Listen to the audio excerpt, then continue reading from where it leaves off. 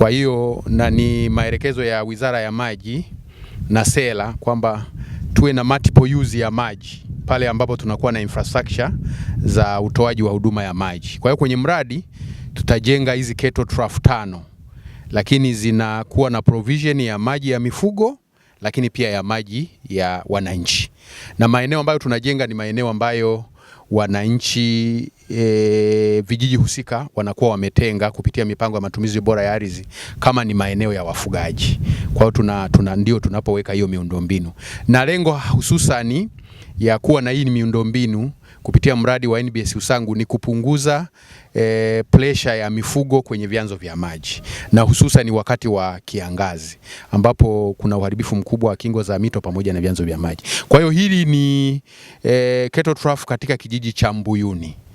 Kwa hiyo kama haya yatajengwa matano, tulifanya selection kulingana na budget tulokuwa nayo, kwa maana ya vijiji ambavyo vina mifugo mingi, lakini pia maeneo ambayo yana uharibifu mkubwa. Mahitaji ni makubwa, na nafikiri mtaona kwenye kijiji tulichoenda kwenye river training kule kulikuwa na ombi la mheshimiwa mwenyekiti wa kijiji, lakini kwa sababu ya budget tulokuwa nayo tuliplani tufanye matano kwenye pilot phase.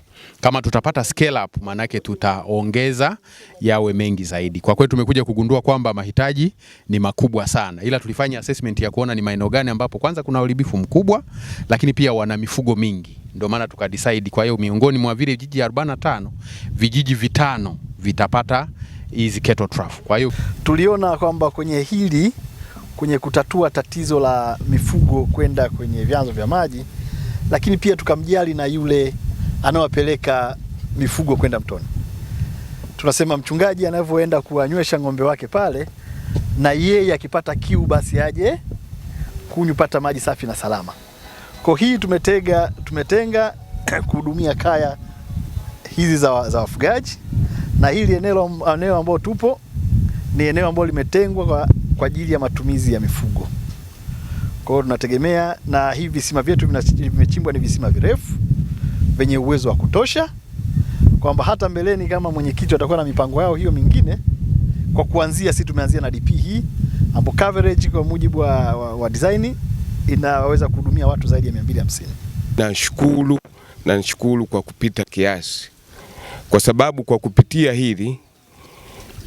hili birika nitapunguza au kuondoa adha ya migogoro ya wakulima na wafugaji, hasa sana sehemu ambayo ng'ombe walikuwa naenda kunywa kwenye mto. Kwa hiyo kwa kupitia hili birika ninashukuru, na nitapunguza au tutapunguza wananchi wote kwa kupitia kutoa changamoto hii. Kwa kweli changamoto ambayo ilikuwepo mara ya kwanza ilikuwa ni kubwa.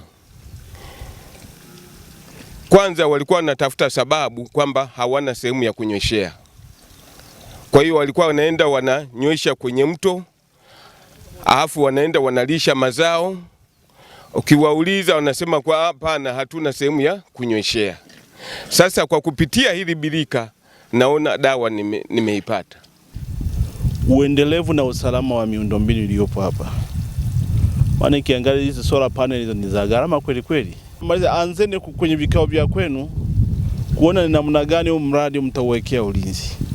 Sasa hivi tuna enjoy kwa sababu kuna mkandarasi, lakini mwisho wa siku wanufaika ni nyie. Hawa bwana na sisi wengine hatutakuwepo, lakini nyie mtakuwepo, ndio ambao mnanufaika na mradi huu. Kwa hiyo mkaweka utaratibu ambao utakuwa ni mzuri kwa ajili ya ulinzi. Lakini hii ni hatua nzuri kwa kweli, kwa sababu kwenye hatua ya kwanza unatenga eneo la wafugaji, lakini hatua ya pili unaliendeleza kwa maana kwamba ya kupanga mipango ya usimamizi wa eneo hilo la ufugaji. Sasa kwenye kusimamia eneo la ufugaji na kueje, lazima hakikisha maji ya kunywa na kuwepo, malisho wanasimamieje, kama mifugo iko sawa ndio wanaliendeleza kinamna hiyo. Kwa hiyo ni hatua nzuri. Kupata wadau hawa ni vizuri, wakija wengine wakaribishwe kwenye kijiji chako. Mwenyekiti, asante. Usimamizi wa rasilimali za maji ni mtambuka, na ni muhimu tunavyosimamia hizi rasilimali za maji tuhakikishe kwamba kila sekta inatimiza wajibu wake. Kwa maana ya ametoka kuongea mwenzangu hapa, mipango ya matumizi bora ya ardhi. Kwa hiyo mhusika wa mipango ya matumizi bora ya ardhi lazima atimize wajibu wake. Kijiji ambacho kina mpango wa matumizi bora ya ardhi ni rahisi hata kwa watu wengine kuja kuingia na kuweza kuwekeza miundombinu kama hii, kwa sababu kusingekuwa na mipango ya matumizi bora ya ardhi, manake tusingeweza ukiweka miundombinu kama huu utasababisha vurugu. Lakini eneo lingine ni kwamba uharibifu wa mto Kimani ulikuwa ni mkubwa sana, na mto Kimani tunautegemea sana kuingia kwenye mto Mbarali, baadaye kwenye mto wa Ruaha na baadaye kwenda Mtera, Kidatu na kule Rufiji.